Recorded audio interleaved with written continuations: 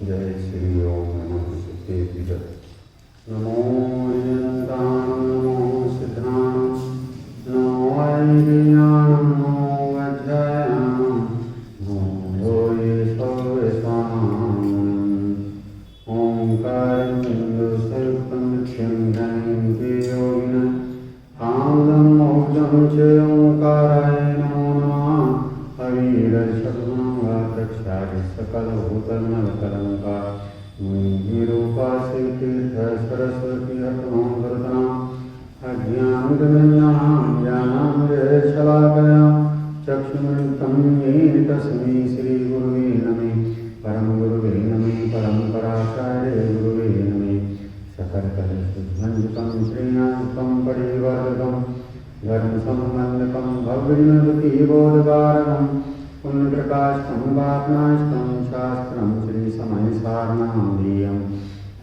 नस्य मूलन्तकर्तारा श्रीसर्वज्ञदेवा सदुस्तरगन्धर्देवा भक्तिगन्धर्देवा तेषां वचनानुसारमासाद्य आचार्य कुन्दाचार्य विरचेतां श्रोतारः सावधानतया शृण्वन्तु मङ्गलं भगवान् वीरो मङ्गलं गौतमो गणि मङ्गलं कुन्दकुन्दादयो जय धर्मोऽस्तु मङ्गलं सर्वमङ्गलमङ्गलं सर्वकल्याणकारकं प्रधानं सर्वधर्माणां जैनं जयतो शासनं जैनं जयतो शासनं जिनका परम पावन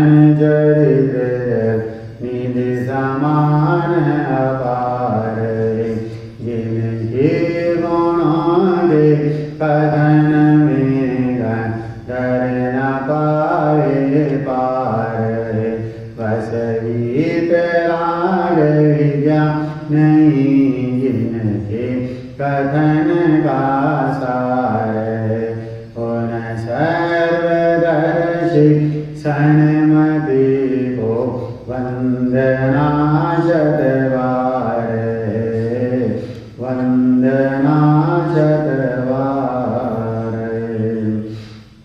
वंदे तो सर्वसिद्धे द्रोवचरमणो वदुम्बते वोच्छामि समय पाओ निर्मोषद केवले वनिलम् नमः समय साराय स्वानुभूत्या चकासते चित्स्वभावाय भावाय सर्वभावान्तरशुद्धे पूरी वीतरागी देवशास्त्रो धर्म की 10 लक्षण महापर्व की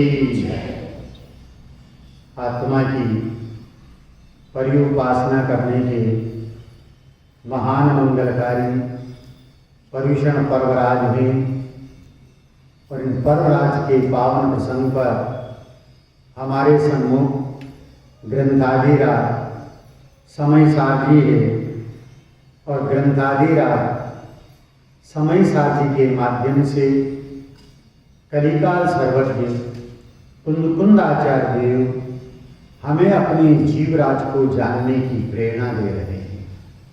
कारण क्या है, हेतु क्या है कि हमने अनादि से पर को अपना माना है, पर को अपना जाना है, अपने आप को पररूप अनुभव किया है, जिसके कारण से परिणति में वीतराग और सुख शांत दशा प्रकट नहीं हुई है। इसलिए आचार्य देव अब अपने आप को स्वयं को जानने की प्रेरणा दे रहे हैं, स्वयं अपनापन करने की, स्व का ज्ञान करने की और स्व का अनुभवन करने की पावन प्रेरणा इस ग्रंथाधिराज समय सारथी के माध्यम से दे रहे हैं।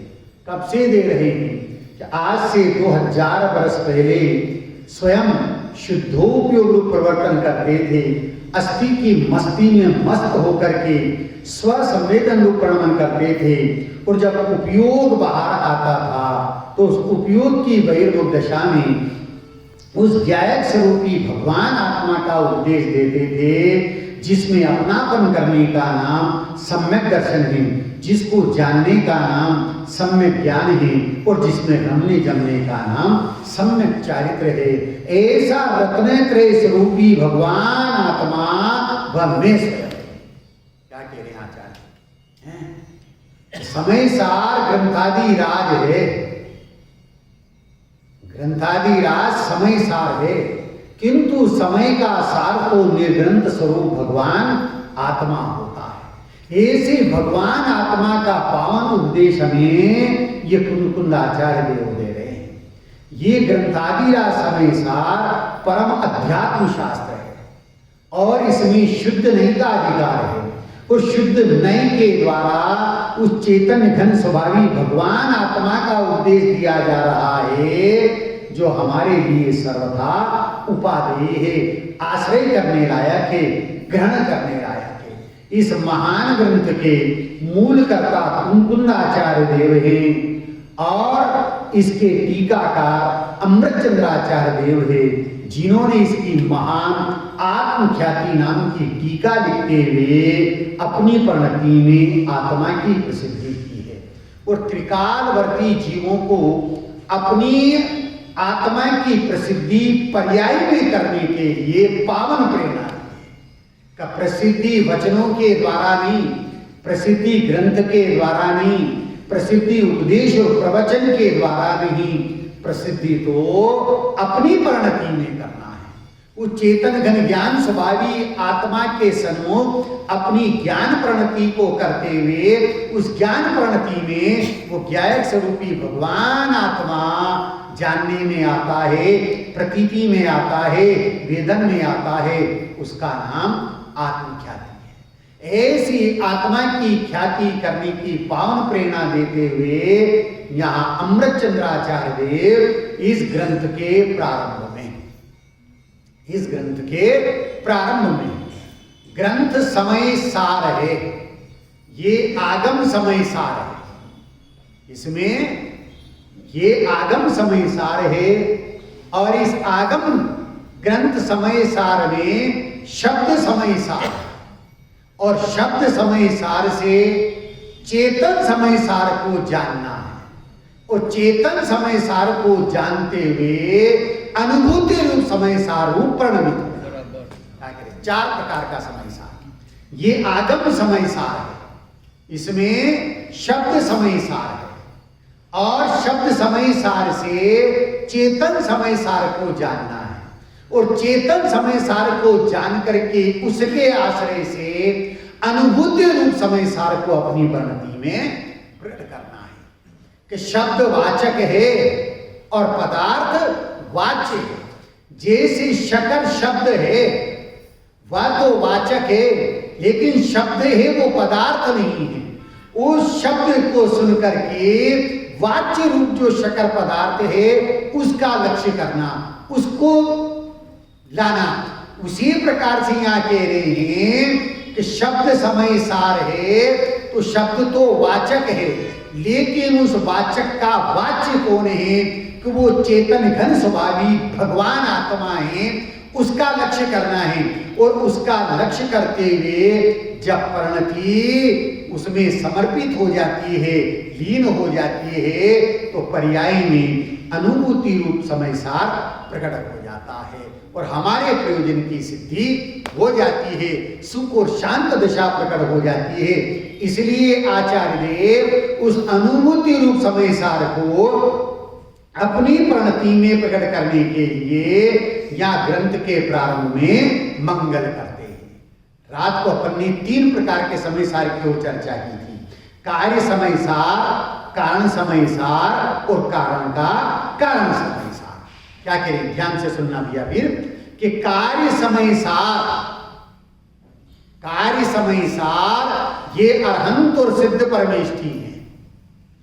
अरहंत और सिद्ध अवस्था जिस कारण से होती है वो सम्मर निर्जरा रूप कारण समय सार है।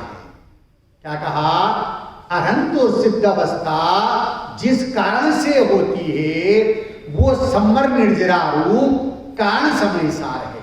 लेकिन सम्मर और निर्जरा भी पर्याय है, अवस्था है। वो सम्मर और निर्जरा जिसके आश्रय से प्रकट होती है वो कारण का कारण समय सार त्रिकालीभूत भगवान आत्मा है। वो सर्वथा उपाधि है, वो सर्वथा आश्रय करने लायक है। और यहाँ मंगल के लिए आचार्य देव ऐसे कारण के कारण समय सार उस भगवान आत्मा को अपना इष्ट देव सिद्ध करते हैं और उसे नमन करते हैं। मेरा इष्ट देव कौन है? आदिनाथ भगवान, महावीर भगवान नहीं।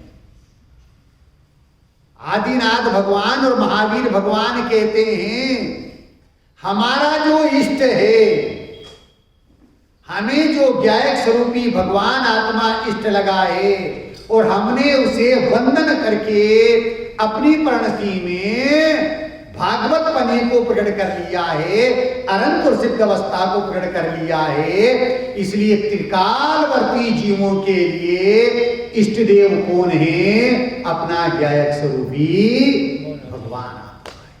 कौन कह रहे हैं? ये पंच परमेष्ठी कह रहे हैं।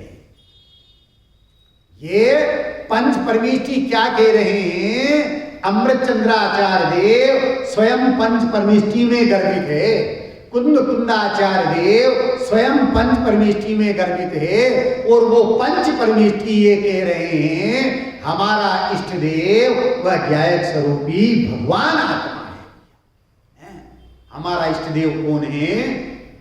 ज्ञायक स्वरूपी भगवान आत्मा है। पहला बोल कि मैं कौन हूं?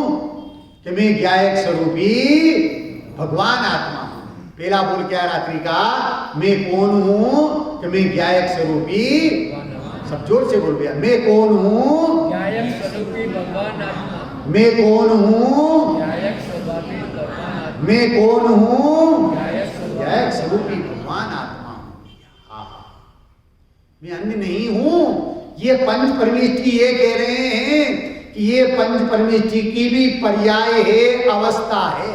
और ये पंच परमेष्ठी की पर्याय ये अवस्था जिसके आश्रय से प्रकट हुई है वो मैं हूं और वो मेरा इष्ट देव है। अरिहंत सीताचार्य पाठक साधु ही परमेष्ठी पर सब आत्मा की अवस्थाएं आत्मा ही है शरण। क्या कह रहे हैं? पंच परमेष्ठी ये कह रहे हैं हम शरणभूत नहीं है। हमारे लिए जो शरणभूत है वो आत्माएं, वो ज्ञायक स्वरूपी भगवान आत्मा है। वो त्रिकालवर्ती जीवों के लिए शरणभूत है। जिसके आश्रय से ये पंच परमेष्ठी की पर्याय प्रकट हुई है वो मैं हूं। कहते हैं मुनिराज से बड़े उपाध्याय होते हैं, उपाध्याय से बड़े आचार्य होते हैं, आचार्य से बड़े अरहंत होते हैं, अरहंत से बड़े सिद्ध होते हैं। पुनः क्या कह रहे हैं? मुनिराज से बड़े, सर्व साधु से बड़े उपाध्याय होते हैं, उपाध्याय से बड़े आचार्य होते हैं, आचार्य से बड़े अरिहंत होते हैं और अरहंत से बड़े सिद्ध होते हैं। सर्व साधु किसे कहते हैं? किसका नाम सर्व साधु है? जो इस ज्ञायक स्वरूपी भगवान आत्मा का स्वाद लेता है वो सर्व साधु है। ध्यान से सुनना भैया, समझने की कोशिश करना। जो इस ज्ञायक स्वरूपी भगवान आत्मा का स्वाद लेता है वो साधु है। जो इस ज्ञायक स्वरूपी भगवान आत्मा का अध्ययन करता है वो उपाध्याय है। जो इस ज्ञायक स्वरूपी भगवान आत्मा में आचरण करता है वो आचार्य है। जो इस ज्ञायक स्वरूपी भगवान आत्मा में समा जाता है, ज्ञायक स्वरूपी भगवान आत्मा के सिंहासन पर विराजमान हो जाता है वो अरहंत है। और जो इस ज्ञायक स्वरूपी भगवान आत्मा में परिपूर्ण रूप से समा जाता है और सारी अनंत काल के लिए अव्यवहार रूप सुख को प्राप्त कर लेता है वो सिद्ध है। क्या कह रहे? वो सिद्ध है। ये पंच परमेष्ठी किसकी प्रसिद्धि करते हैं कि ये पंच परमेष्ठी भी आत्मा की सिद्धि करते हैं। उस गायक का स्वाद लेने के कारण से साधु हैं, गायक का अध्ययन करने के कारण से उपाध्याय हैं, गायक में आचरण करने के कारण से आचार्य हैं, और गायक के सिंहासन पर विराजमान होने के कारण से अरहंत हैं, और उस गायक स्वरूपी भगवान आत्मा में समा जाने के कारण से जो सिद्ध कि मुनिराज हमारे गायक हैं। बोलिए, मुनिराज हमारे गायक हैं, उपाध्याय हमारे गायक हैं, आचार्य हमारे गायक हैं, अरिहंत प्रभु भी गायक है, और सिद्ध प्रभु भी गायक है, मैं भी गायक तुम भी गायक, ये भी गायक वो भी गायक, सब गायक गायक गायक हैं। गायक को गायक माने तो बस,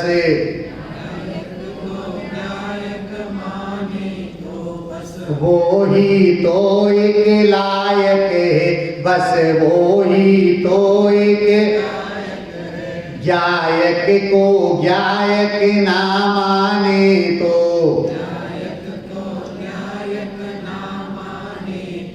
पक्का वो क्या है भाई, लायक है कि नालायक है? गायक को गायक ना माने तो,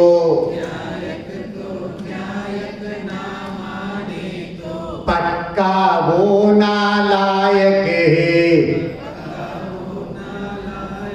अब निर्णय करना है भैया, लायक बनना है कि नालायक बनना है?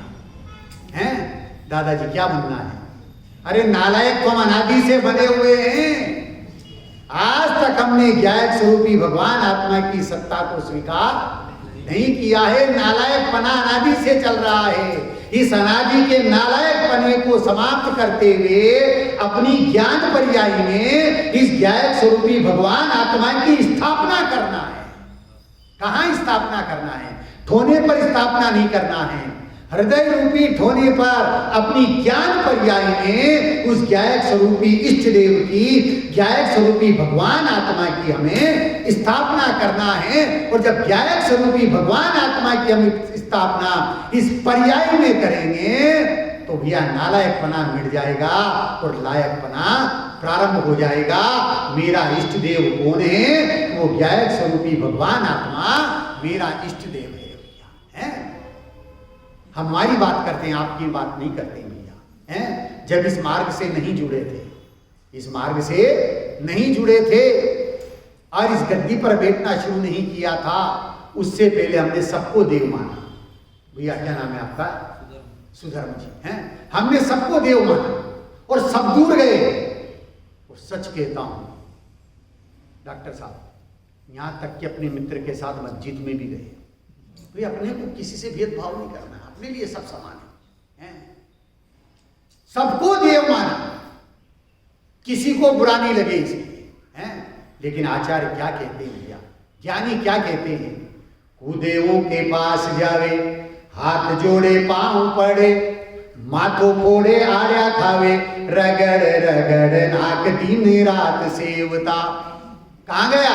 कुदेवों के पास जावे, हाथ जोड़े पांव पड़े, माथो फोड़े आड़ा खावे, रगड़ रगड़ नाक दिन रात सेवता।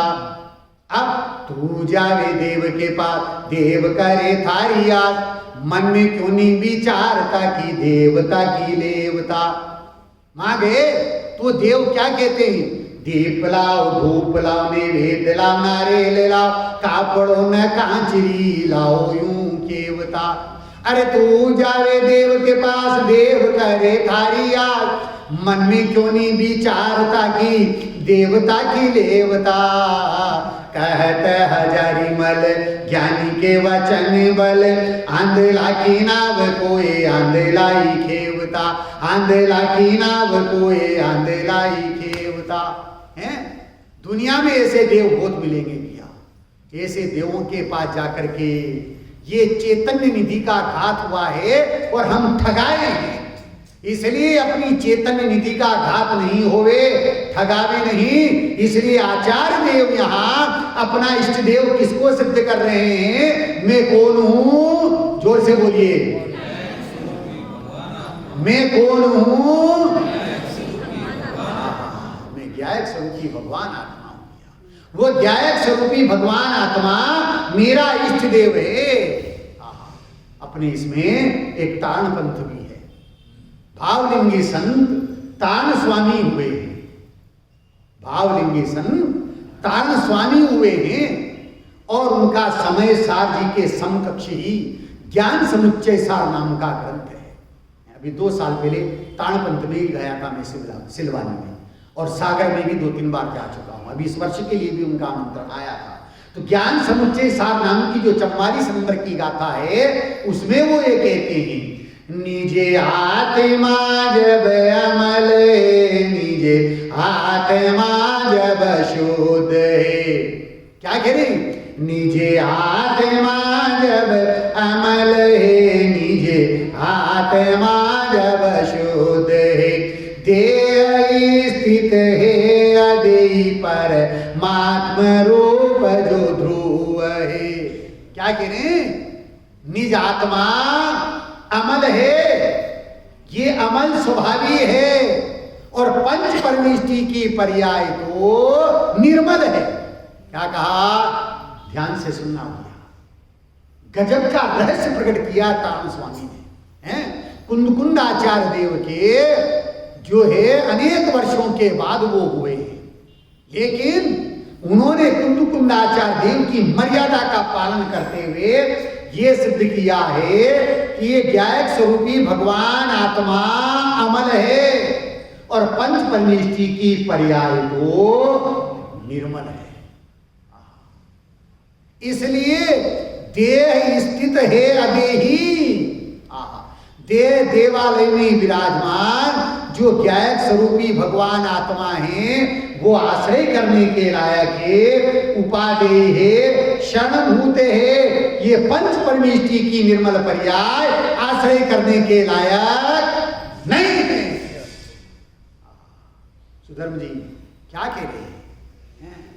ये पंच परमेष्टि की पर्याय आश्रय करने के लायक नहीं है, शरणभूत नहीं है। तो फिर यहां क्यों आए माता जी?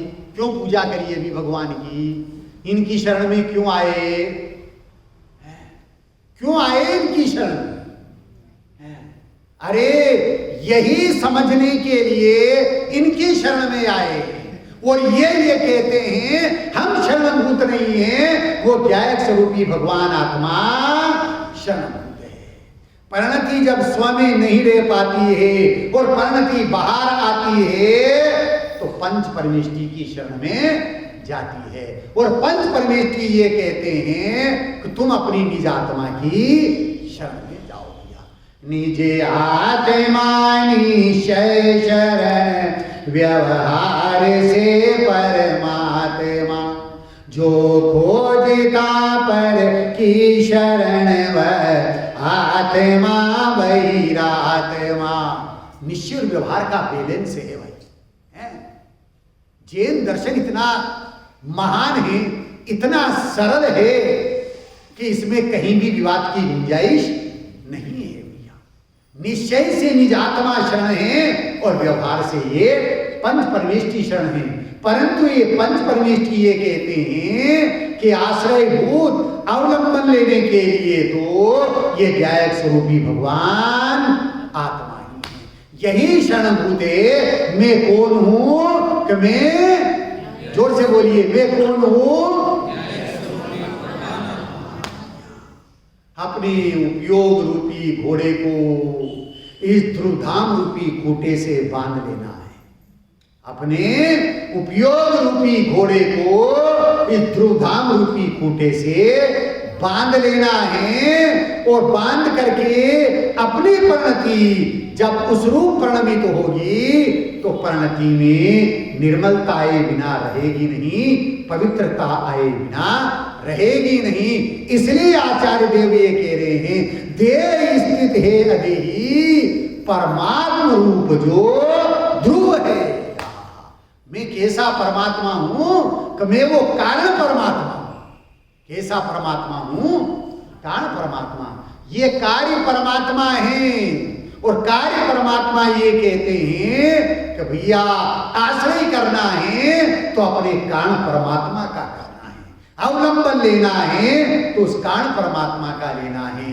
इनका दर्शन करते हैं और दर्शन करते हुए ज्ञानी क्या भावना भाता है, नाथ तुम्हारे दर्शन से निज दर्शन मैंने पाया, तुम जैसी प्रभुता निज में लगे चित मेरा हर्षाया। क्या कह रहे? हम कहते हैं आप प्रभु हैं और वो क्या कहते हैं, तू प्रभु है। हम कहते हैं आप प्रभु हैं और वो क्या कहते हैं कि तू प्रभु है। देह स्थित है अतीत परमात्म रूप जो ध्रुव है भैया, वो परमात्म स्वरूप, वो कारण परमात्मा मेरा इष्ट देव है। ऐसे इष्ट देव को जो है यहां नमन किया है, नमस्कार किया है और नमन करते हुए क्या भावना भा रहे हैं, क्या कह रहे हैं कि त्रिकालवर्ती जितने भी जीव हैं वो सब कैसे हैं कि बद्दा जीवा भगवान छे और भगवान थई। स्वभाव से कारण परमात्मा है और पर्याय में कार्य परमात्मा पद को प्रकट कर लें तो संसार का अभाव हो जाए। उस संसार का अभाव करने के लिए आचार्य देव मंगल के लिए, काय के लिए, मंगल के लिए, परिणति में अनादि से मोह राग द्वेष मिथ्यात्व परिणाम चल रहे हैं, ये अमंगल है। ये क्या है? ये अमंगल है। इस अमंगल का अभाव करने के लिए यहां मंगल स्वरूप मंगलाचरण भी दो प्रकार का होता है, एक निबद्ध मंगलाचरण और एक अनिबद्ध मंगलाचरण। यहां अनिबद्ध मंगलाचरण करते हुए अर्थात अपनी ज्ञान परिणति को ज्ञायक के सन्मुख करते हुए और ज्ञायक के प्रति समर्पित करते हुए उस परिणति में अपने कारण परमात्मा को, इष्ट देव को, ज्ञायक स्वरूपी भगवान आत्मा को जान रहे हैं। वो ज्ञायक स्वरूपी भगवान आत्मा प्रतीति में आ रहा है, बस वही मेरा इष्ट देव है। और ऐसे परिणति उस ज्ञायक स्वरूपी भगवान आत्मा में लीन हुई, इसका नाम ही भाव नमस्कार है। कल अपरात्रि को अपन ने 5 प्रकार के नमस्कार के नाम लिए थे और पहले नमस्कार की चर्चा की थी। पहला नमस्कार कौन है? भाव नमस्कार। कौन सा नमस्कार है? दूसरा नमस्कार कौन सा है? द्रव्य नमस्कार। तीसरा नमस्कार है जड़ नमस्कार। चौथा है एक देश नमस्कार और 5वां है सर्वदेश नमस्कार। पुनः बोलिए, पहले में बोलूंगा भाव नमस्कार, बोलिए द्रव्य नमस्कार, जड़ नमस्कार, एक देश नमस्कार, सर्वदेश नमस्कार, भाव नमस्कार। यहाँ कौन सा नमस्कार कर रहे हैं आचार्य देव? भाव नमस्कार कर रहे हैं। अपने इष्ट देव को भाव नमस्कार कर रहे हैं। वो भाव नमस्कार क्या है? जब अपनी ज्ञान परिणति, वो साकार उपयोग, वो ज्ञानोपयोग पर से हट करके स्व के सन्मुख होता है और स्व के सन्मुख होने पर उस परिणति में वो ज्ञायक स्वरूपी भगवान आत्मा प्रतीति में आ जाता है, वेदन में आ जाता है, अनुभूति में आ जाता है, पर्याय और द्रव्य का भेद मिट जाता है, द्वैतपना मिट जाता है और अद्वैतपना प्रकट हो जाता है। इसका नाम भाव नमस्कार है। दो पना नहीं रहा, एक पना, और एक पना भी कैसा है? अभेद पना।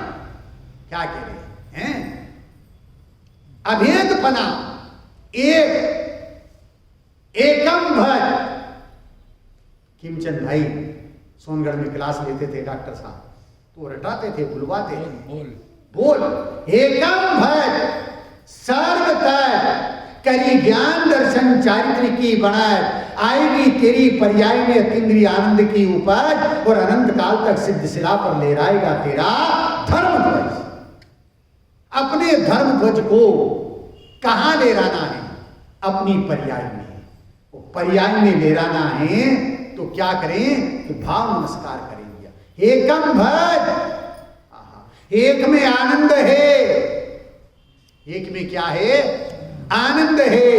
दो में द्वंद है, तीन में फंद है और चार में तो दंड फंद ही दंड फंद है। दंड फंद से मिटना हो, द्वंद से मिटना हो, फंद से मिटना हो तो आचार्य देव कहते हैं एकम भज। किसकी आराधना करना है? किसको भजना है?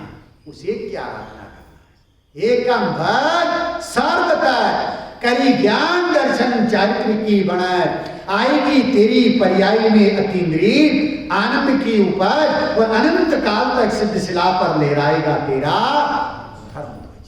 सिद्ध शिला पर अपना धर्म ध्वज लहराने के लिए आचार्य देव प्रथम में प्रथम अपनी ज्ञायक स्वरूपी भगवान आत्मा को भाव नमस्कार कर रहे हैं। ध्यान से सुनना भैया कि भाव नमस्कार स्व को होता है। भाव नमस्कार किसको होता है? स्व को होता है। भाव नमस्कार सुख रूप है। भाव नमस्कार सुख रूप है। भाव नमस्कार संवर निर्जरा रूप है। भाव नमस्कार संसार के अभाव का कारण है।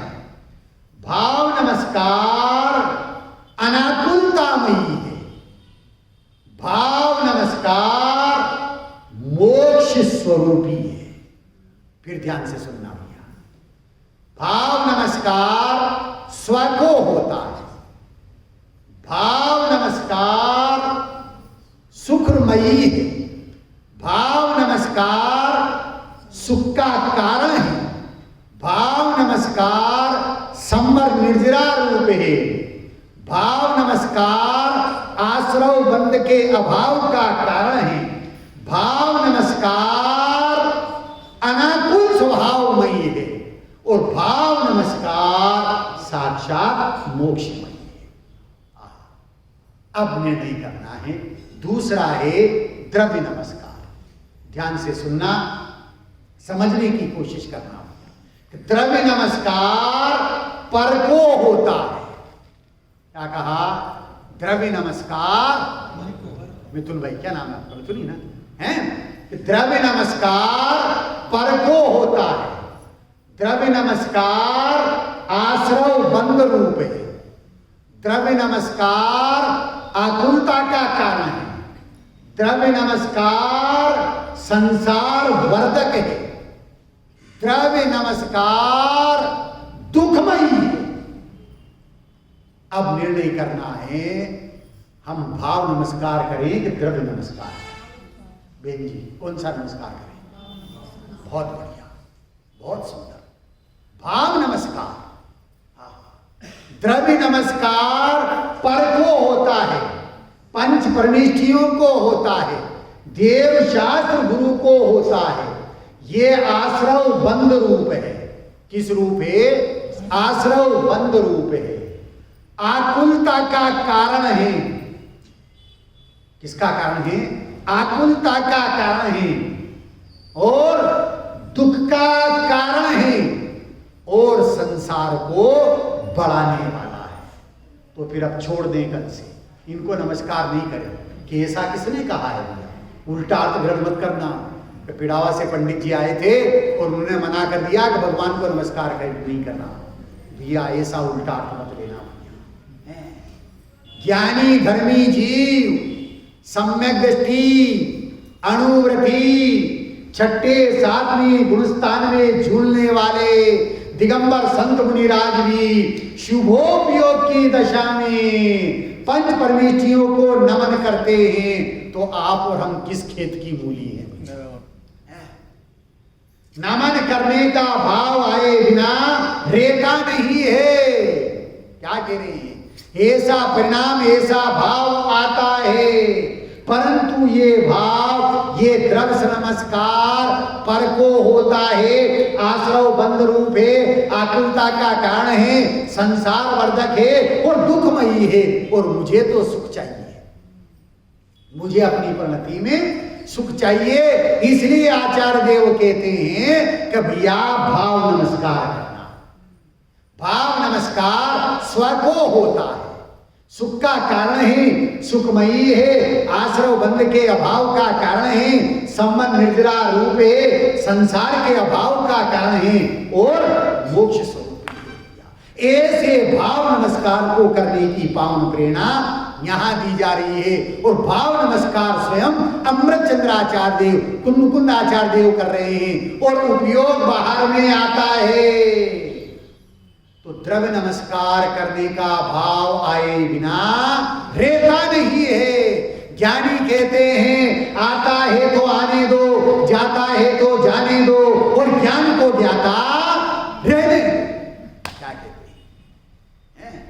आता है तो आने दो, जाता है तो जाने दो, और ज्ञान को ज्ञाता रहने दो। अशुभ में रमना नहीं, शुभ में अटकना नहीं। डॉक्टर साहब कहां चले गए? अशुभ में रमना नहीं, शुभ में अटकना नहीं, और स्वभाव से भटकना नहीं। क्या कह रहे? भाव नमस्कार जिसको होता है वो मैं हूं। गुरुदेव श्री का बोल है, त्रैकालिक सामर्थ्य में से वर्तमान सामर्थ्य आती है। त्रैकालिक सामर्थ्य में से वर्तमान सामर्थ्य आती है। वो त्रैकालिक सामर्थ्य कैसी है? उस ज्ञायक स्वरूपी भगवान आत्मा की सामर्थ्य कैसी है? जो स्वयं मोक्ष स्वरूपी ही है। तो मुझे मोक्ष नहीं चाहिए, मोक्ष तो पर्याय में होना है। पर्याय का मोक्ष होना होगा तब हो जाएगा। मैं तो वर्तमान में ही मोक्ष स्वरूपी हूं। त्रैकालिक सामर्थ्य मेरी कैसी है कि मैं मोक्षमयी हूं। ऐसे त्रैकालिक सामर्थ्यवान ज्ञायक स्वरूपी भगवान आत्मा के सन्मुख जब परिणति होती है और उसके प्रति समर्पित हो जाती है, तो परिणति में अद्वैतपना प्रकट हो जाता है। इसका नाम भाव नमस्कार है। और जब भाव नमस्कार होता है तो परिणति में एक देश सिद्धता प्रकट होती है। पहला नमस्कार कौन सा है? भाव नमस्कार। पहला नमस्कार कौन सा है? दूसरा नमस्कार कौन सा है? द्रव्य नमस्कार।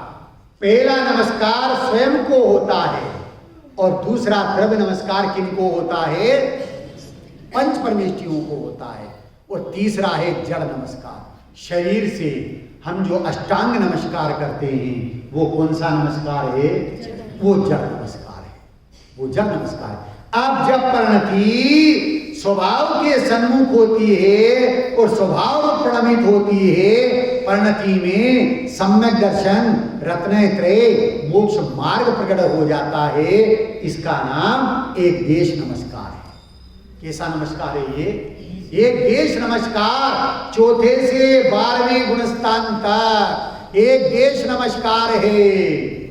और सयोग केवली, अयोग केवली और सिद्ध दशा, ये कौन सा नमस्कार है?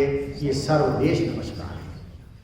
परिपूर्ण रूप से पर्याय में वीतराग दशा सुख दशा प्रकट हो गई है, अव्यावास सुख प्रकट हो गया सिद्ध अवस्था में, ये सर्वदेश नमस्कार है।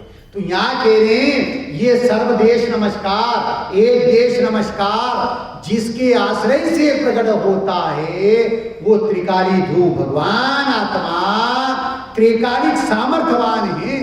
त्रिकालिक सामर्थ्य में से वर्तमान सामर्थ्य प्रकट होती है, तो उस त्रिकालिक सामर्थ्यवान भगवान आत्मा को यहाँ नमन किया गया है कि उसके आश्रय से ही वर्तमान सामर्थ्य प्रकट होती है।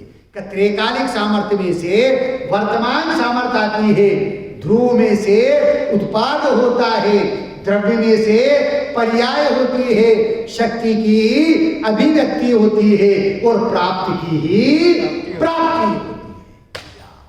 वो प्राप्त में स्वयं कारण परमात्मा मोक्ष स्वरूपी है, वो मैं स्वयं हूं कि प्राप्ति की ही प्राप्ति होती है। जो प्राप्त है वो पर्याप्त है। ज्ञानियों को अन्य की अपेक्षा नहीं है भैया। मंगलाचरण बोलते हैं और मंगलाचरण बोलने पर अंत में बोला जाता है श्रोतार है सावधानतया शृण्वन्तु। क्या बोलते हैं? श्रोतार है सावधानतया शृण्वन्तु। इसका मतलब क्या है? क्या है इसका? भैया नींद आ रही हो तो सावधान हो जाना है, प्रमाद आ रहा हो तो उसको छोड़ देना कि नहीं। इसका भाव ये नहीं है। ज्ञानियों का भाव क्या है? श्रोता रहा सावधानतया शृण्वन्तु। अरे किंचित एक समय के लिए भी पर्याय में अपनापन आ गया हो तो उस पर्याय दृष्टि को छोड़ करके ध्रुव दृष्टि करना, त्रिकालिक ज्ञायक स्वरूपी भगवान आत्मा के प्रति सावधान हो जाना कि मैं कौन हूं, कि मैं ज्ञायक स्वरूपी, मैं कौन हूं, भगवान आत्मा हूं भैया, उसके प्रति सावधान होना है भैया। और दूसरा बोले जिनवानी कैसी होना चाहिए कि वीतरागता की पोषक होना चाहिए। जिनवानी कैसी होना चाहिए?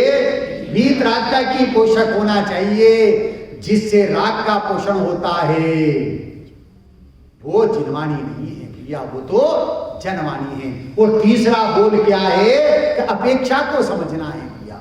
किसको समझना है? अपेक्षा को समझना है। ये इसमें शुद्ध नहीं के द्वारा त्रिकाली ध्रुव ज्ञायक स्वरूपी भगवान आत्मा के स्वरूप की चर्चा है। इसमें दृष्टि की मुख्यता से कथन है। ग्रंथादिराज समय सार त्रम दृष्टि का विषय है। दृष्टि प्रधान ग्रंथ है, प्रवचन सार ज्ञान प्रधान ग्रंथ है और नियम सार चारित्र प्रधान ग्रंथ है। मुख्यता है, लेकिन तीनों की एक रूपता का नाम ही मोक्ष मार्ग है भैया। इसलिए तीसरा बोल क्या है कि अपेक्षा को समझना है। अंतिम वाक्य करके विराम दूंगा कि अपेक्षा को कैसे समझना, कि जहां निश्चय नहीं की बात है, परम शुद्ध निश्चय नहीं की बात है, वह उपादेय अपेक्षा से है, आश्रय अपेक्षा से है। और जहां व्यवहार नहीं की बात है वो जानने के लिए, व्यवहार नहीं जाना हुआ प्रयोजनवान है। नियम सार में जिसे 64 नंबर की गाथा है उसमें कहा है कि व्यवहार नहीं जाना हुआ उपादेय। क्या कहा? जाना हुआ उपादेय आश्रय करने के लायक नहीं है। इसलिए तीसरा बोल क्या है कि अपेक्षा को समझना। एक पेशेंट डॉक्टर के पास में गया, एक पेशेंट डॉक्टर के पास में गया और डॉक्टर ने उसकी नब्ज देखी और नब्ज देख करके जो है ट्रीटमेंट लिख दिया और ये कहा भैया ये सिरप ले आता और दिन में 3 बार इसका सेवन करना है, इसको पीना है। अब पेशेंट उस टिकट को लेकर के मार्केट में गया, मेडिकल स्टोर से दवाई लाया और डॉक्टर साहब ने जैसा कहा था वैसा ही उसने किया। अब वह 3 दिन बाद डॉक्टर साहब के पास जाता है और डॉक्टर साहब उससे पूछते हैं भैया दवाई पी ली थी? क्या कहा? दवाई पीली थी। डॉक्टर साहब दवाई पीली नहीं काली थी। डॉक्टर साहब दवाई पीली नहीं काली थी। अब डॉक्टर साहब को थोड़ा गुस्सा आ गया। उनने कहा भैया अरे दवाई को पी लिया था, पी लिया। अब वो पेशेंट कहता है डॉक्टर साहब मुझे पीलिया नहीं था, मलेरिया था, मलेरिया। फिर डॉक्टर साहब गुस्से में आकर कहते हैं अरे दवाई को खा लिया था, खा लिया। वो पेशेंट कहता डॉक्टर साहब आपको किसने डॉक्टर बना दिया? मेरा नाम खालिया नहीं कालिया है, कालिया। तीसरा बोल क्या है? बहुत बढ़िया है या यहाँ पावन चिन्माणी माँ की गोद में बैठे हैं तो अपेक्षा को समझना पड़ेगा। अगर अपेक्षा नहीं समझे तो हमारा बुरा हो जाएगा भैया, हैं? इसलिए कह रहे हैं कि जिनवाणी में जो चर्चा चलती है, जिस नई से जो बात चलती है, उस नई से समझ करके अपने भाव को ग्रहण करना है। किसको करना है? उसका जो भाव है उसको ग्रहण करना है। इसलिए वो त्रिकालिक सामर्थ्यवान भाव जो अनादि अनंत है, जो मैं स्वयं हूं, वो अंतर में विद्यमान है। अपनी ज्ञान प्रवृत्ति को उसके सन्मुख करना है तो वो त्रिकालिक सामर्थ्य वर्तमान पर्याय में प्रकट हो जाएगी, वर्तमान सामर्थ्य प्रकट हो जाएगी।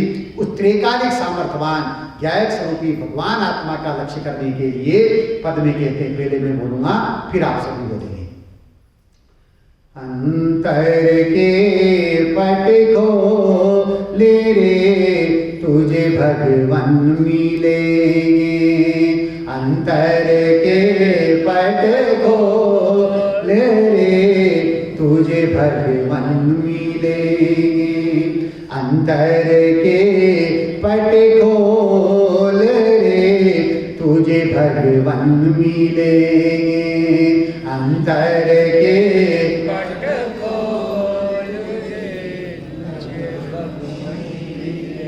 भगवान मिलेंगे तुझे प्रभुवर मिलेंगे। भगवान मिलेंगे तुझे प्रभुवर मिलेंगे।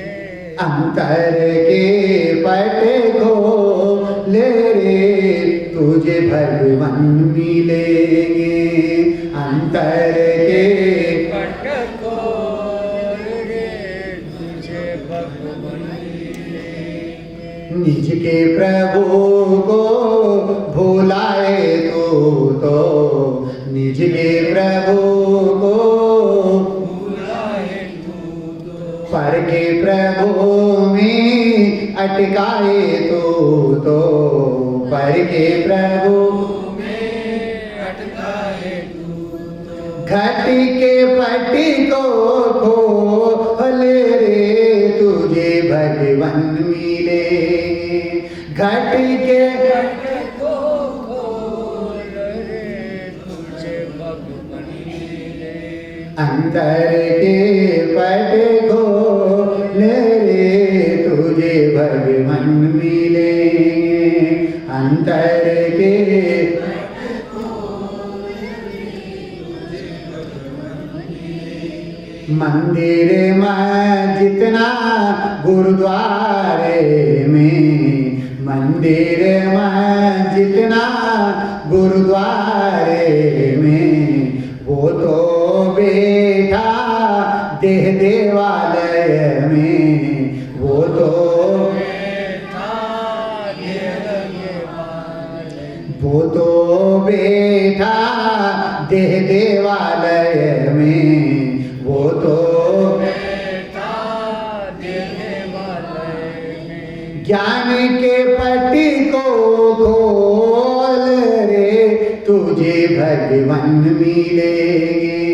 ज्ञान के पटी को खोल रे तुझे भगवान मिलेंगे। अंतर के पट खोल रे तुझे भगवान मिलेंगे। अंतर के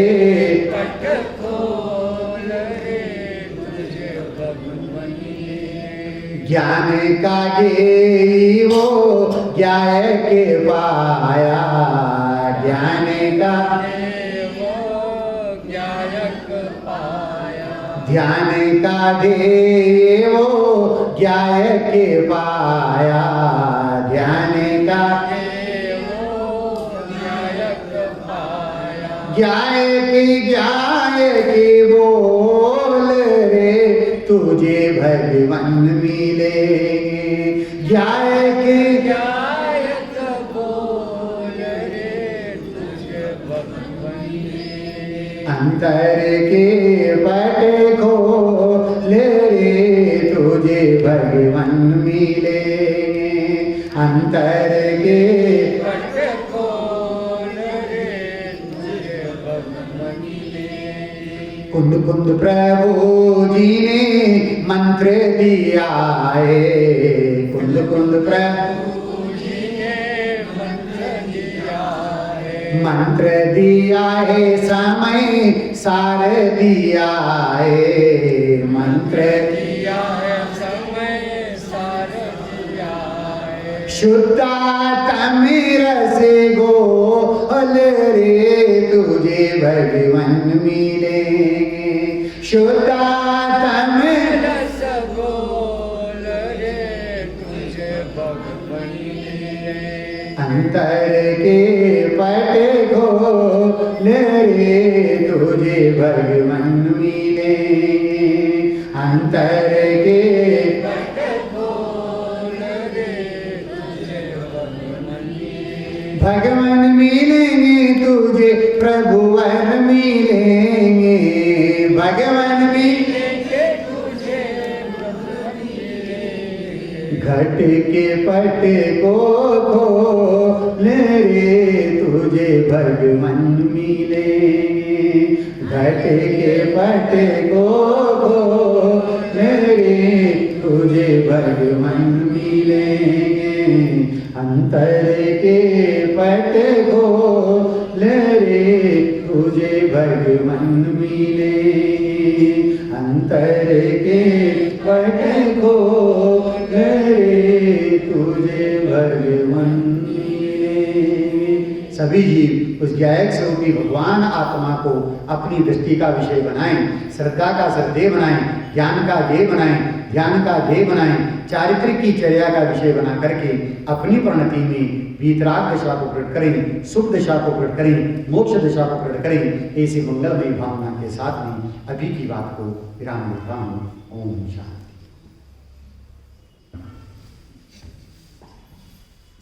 अभी हमने यहाँ पीड़ावा राजस्थान से पधारे हुए पंडित श्री धनसिंह जी न्यायक इनके माध्यम से